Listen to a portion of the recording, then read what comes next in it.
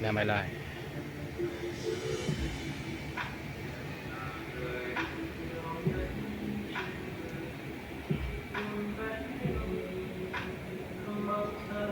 Ở video clip này mình sẽ săn mấy chiếc của hãng Việt Nam Airlines các bạn nhé.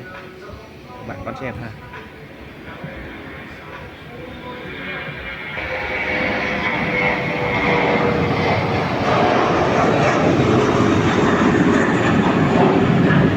Việt Nam Airlines cất cánh.